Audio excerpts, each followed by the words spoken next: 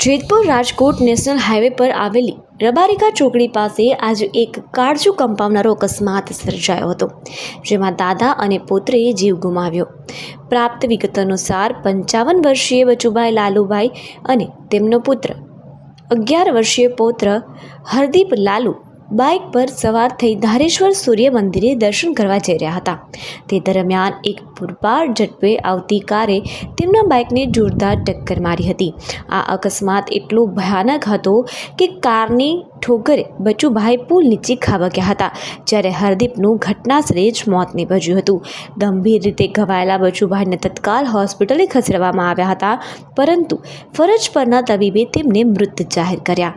ઘટનાની જાણ થતાં જ ઉદ્યોગનગર પોલીસનો કાફલો ઘટનાસ્થળે દોડી આવ્યો હતો અને આગળની તપાસ હાથ ધરી છે।